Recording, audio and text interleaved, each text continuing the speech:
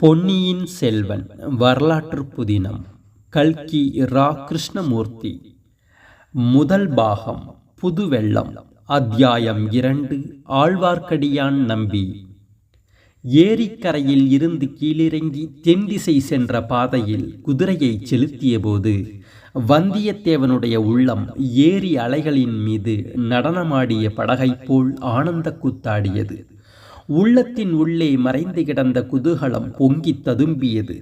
வாழ்க்கையில் வேறு யாரும் காணாத அதிசய அனுபவங்களை தான் அடையும் காலம் நெருங்கிவிட்டதென்று அவனுடைய உள்ளுணர்ச்சி சொல்லியது. சோழ நாட்டை அணுகும் போதே இவ்வளவு ஆனந்த கோலாகலமாக இருக்கிறதே, கொள்ளிடத்தை தாண்டிவிட்ட பின்னர் அச்சோழ நாட்டின் நீர்வளமும் நிலவளமும் எப்படி இருக்கும்? அந்நாட்டில் வாழும் மக்களும் மங்கையரும் எப்படி இருப்பார்கள்? எத்தனை நதிகள், எத்தனை குளங்கள், எத்தனை தெளிநீர் ஓடைகள்! கவிகளிலும் காவியங்களிலும் பாடப்பெற்ற பொன்னி நதியின் காட்சி எப்படி இருக்கும்? அதன் கரைகளிலே பூத்து குலுங்கும் புன்னை மரங்களும் கொன்னை மரங்களும் கடம்ப மரங்களும் எத்தகைய மனோகரமான காட்சியாயிருக்கும்!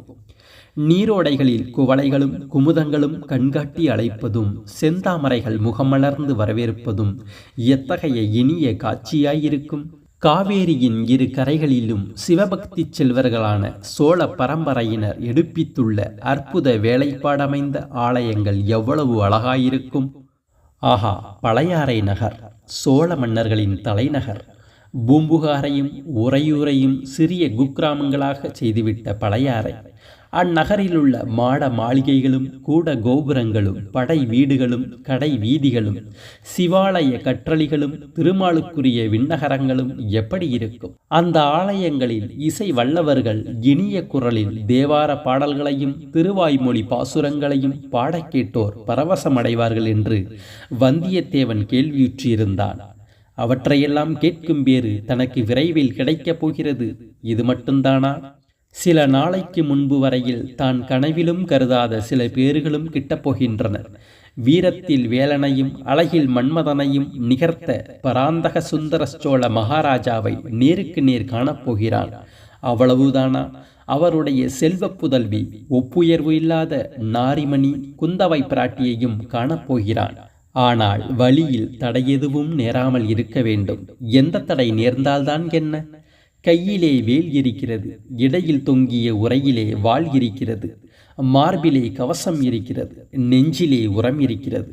ஆனால் மகாதண்ட நாயகர் இளவரசர் ஆதித்தர் ஒரு பெரிய முட்டுக்கட்டை போட்டிருக்கிறார். ஒப்புவித்த காரியத்தை நிறைவேற்றுவதற்கு முன்பு யாரிடமும் சண்டை பிடிக்க கூடாதென்று. அந்த கட்டளையை நிறைவேற்றுவதுதான் மிகவும் கடினமாயிருந்தது. ஏதோ இவ்வளவு தூரமும் பிரயாணம் செய்தபோது நிறைவேற்றியாகிவிட்டது. இன்னும் 2 நாளைய பிரயாணம்தானே மிச்சமிருக்கிறது. அதுவரை பொறுமையுடன் இருந்தே தீர வேண்டும்.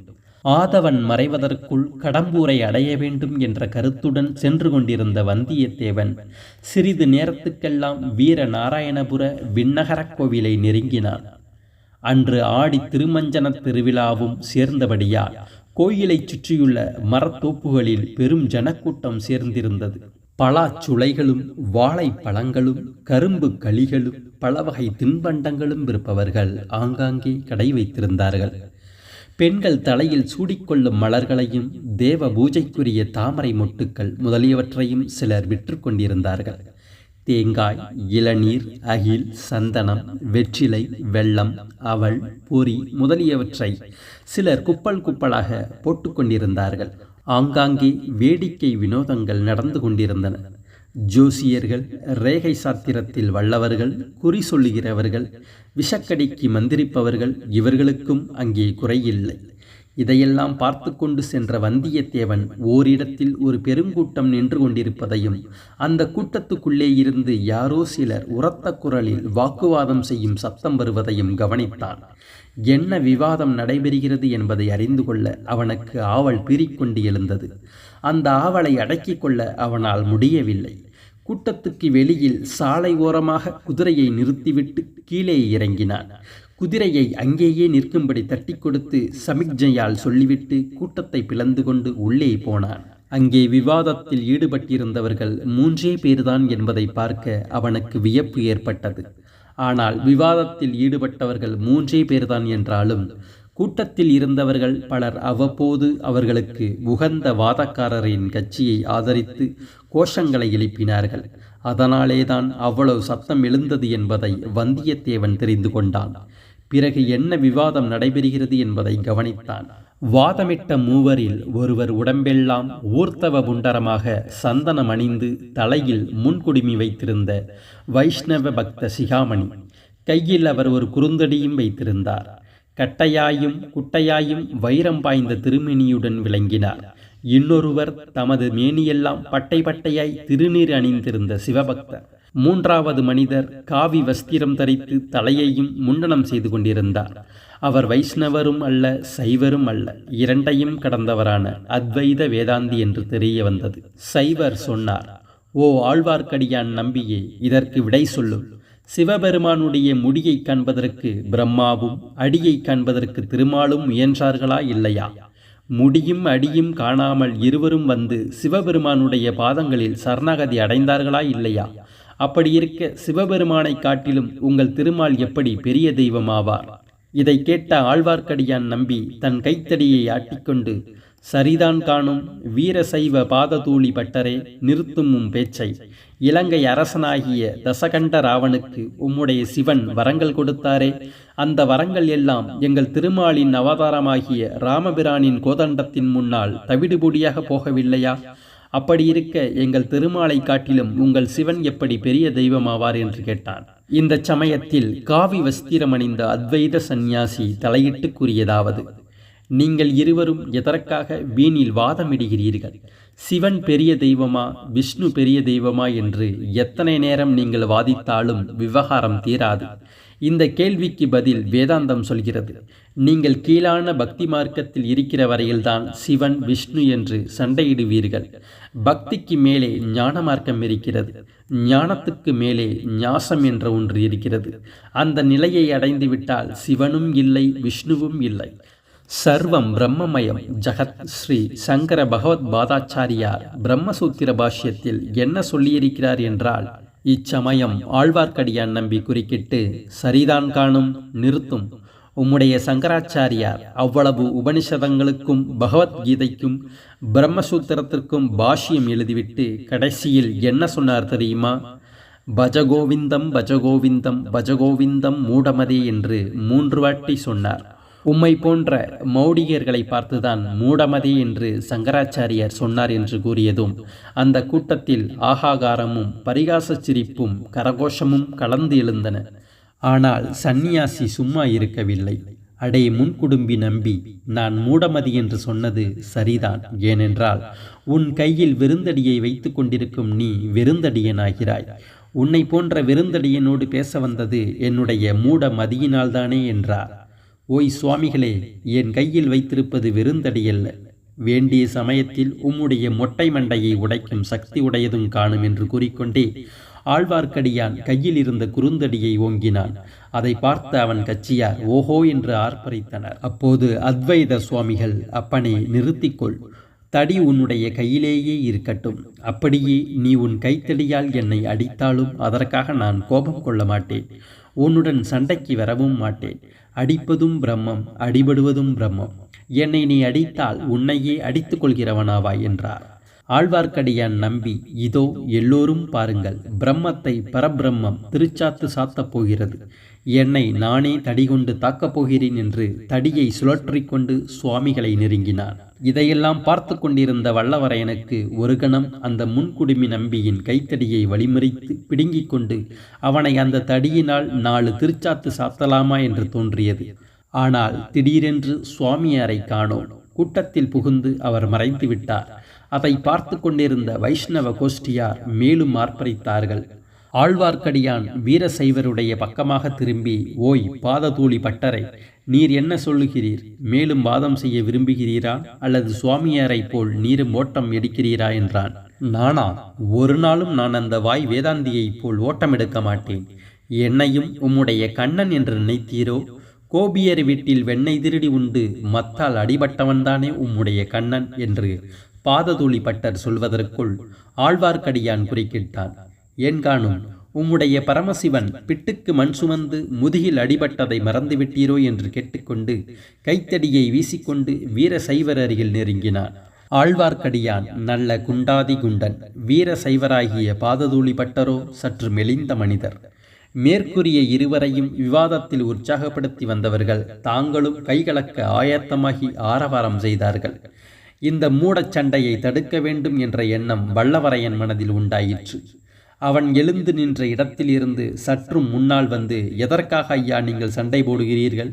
வேறு வேலை ஒன்றும் உங்களுக்கு இல்லையா? சண்டைக்கு தினவு எடுத்தால் ஈழ நாட்டுக்கு போவதுதானே? அங்கே பெரும்போர் நடந்து கொண்டிருக்கிறதே என்றான். நம்பி சட்டென்று அவனை திரும்பி பார்த்து, இவன் யாரடா நியாயம் சொல்ல வந்தவன் என்றான். கூட்டத்திலே இருந்தவர்களில் சிலருக்கு வந்தியத்தேவனுடைய வீரத் தோற்றமும் அவனுடைய அழகிய முகவிலாசமும் பிடித்திருந்தன. தம்பி, நீ சொல்லு, இந்த சண்டைக்காரர்களுக்கு நியாயத்தை எடுத்துச் சொல்லு. உனக்கு பக்கபலமாக நாங்கள் இருக்கிறோம் என்று அவர்கள் சொன்னார்கள். எனக்கு தெரிந்த நியாயத்தை சொல்கிறேன். சிவபெருமானும் நாராயணமூர்த்தியும் தங்களுக்குள் சண்டை போட்டுக் கொள்வதாக தெரியவில்லை. அவர்கள் சிநேகமாகவும் சுமூகமாகவும் இருந்து வருகிறார்கள். அப்படி இருக்க இந்த நம்பியும் பட்டரும் எதற்காக சண்டை போட்டுக் கொள்ள வேண்டும் என்று வல்லவரையன் கூறியதை கேட்டு அக்கூட்டத்தில் பலரும் நகைத்தார்கள். அப்போது வீரசைவ பட்டர், இந்த பிள்ளை அறிவாளியாகவே தோன்றுகிறான். ஆனால் வேடிக்கை பேச்சினால் மட்டும் விவாதம் தீர்ந்து விடுமா? சிவபெருமான் திருமாலை விட பெரிய தெய்வமா இல்லையா என்ற கேள்விக்கு இவன் விடை சொல்லட்டும் என்றார். சிவனும் பெரிய தெய்வம்தான், திருமாலும் பெரிய தெய்வம்தான். இருவரும் சமமான தெய்வங்கள். யாரை வேண்டுமானாலும் தொழுது கொள்ளுங்கள். சண்டை எதற்கு என்றான் வல்லவரையன். அது எப்படி சொல்லலாம்? சிவனும் விஷ்ணுவும் சமமான தெய்வங்கள் என்று சொல்வதற்கு ஆதாரம் என்ன என்று ஆழ்வார்க்கடியான் அதட்டி கேட்டான். ஆதாரமா? இதோ சொல்கிறேன். நேற்று மாலை வைகுண்டத்துக்கு போயிருந்தேன். அதே சமயத்தில் பரமசிவனும் அங்கே வந்திருந்தார். இருவரும் சம ஆசனத்தில் அமர்ந்திருந்தார்கள். அவர்களுடைய உயரம் ஒன்றாகவே இருந்தது. ஆயினும் ஐயத்துக்கு இடமின்றி என் கையினால் முழம்போட்டு இருவர் உயரத்தையும் அளந்து பார்த்தேன். அட பிள்ளாய், பரிகாசமா செய்கிறாய் என்று ஆழ்வார்க்கடியான் கர்ஜனை செய்தான். கூட்டத்தினர் சொல்லு தம்பி சொல்லு என்று ஆர்ப்பரித்தார்கள். அளந்து பார்த்ததில் இருவரும் சமமான உயரமே இருந்தார்கள். அதோடு விடாமல் சிவனையும் திருமாலையும் நேரிலேயே கேட்டுவிட்டேன். அவர்கள் என்ன சொன்னார்கள் தெரியுமா? அறியும் சிவனும் ஒன்று, அறியாதவர் வாயிலே மண்ணு என்று சொன்னார்கள். அவ்விதம் சொல்லி தங்களை பற்றி சண்டை போடுகிறவர்களின் வாயிலே போடுவதற்கு இந்த பிடிமண்ணையும் கொடுத்தார்கள் என்று கூறிய வல்லவரையன் மூடியிருந்த தனது வலக்கையை திறந்து காட்டினான். அதற்குள்ளே ஒரு பிடிமண் இருந்தது. அதை வீசி உதறினான். கூட்டத்தில் இருந்தவர்களில் பலர் அப்போது பெரும் உற்சாகம் கொண்டு தலைக்கு தலை தரையிலிருந்து ஒரு பிடிமண் எடுத்து நம்பியின் தலையிலும் பட்டர் தலையிலும் வீசி எறிய ஆரம்பித்தார்கள். இந்த தூராக்கிரச் செயலை சிலர் தடுக்க முயன்றார்கள். அடே தூர்த்தர்களா, நாஸ்திகர்களா என்று சொல்லிக்கொண்டு ஆழ்வார்க்கடியான் தன் கைத்தடியை சுழற்றி கொண்டு கூட்டத்திற்குள் பிரவேசித்தான். ஒரு பெரிய கலவரமும் அடிதடி சண்டையும் அப்போது அங்கே நிகழும் போலிருந்தன. நல்ல வேளையாக அந்த சமயத்தில் சற்று தூரத்தில் ஒரு பெரிய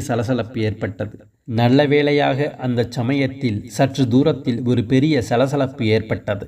சூராதிசூரர் வீர பிரதாபர் மாரபாண்டியன் படையை வீறுகொண்டு தாக்கி வேரோடு அறுத்த வெற்றிவேல் உடையார் 24 போர்களில் சண்டையிட்டு 64 விழுப்புண்களை பெற்ற திருமேனியர், சோழ நாட்டு தானாதிகாரி தானிய பண்டார நாயகர், இறைவிதிக்கும் தேவர், பெரிய பழுவேட்டரையர் விஜயம் செய்கிறார்.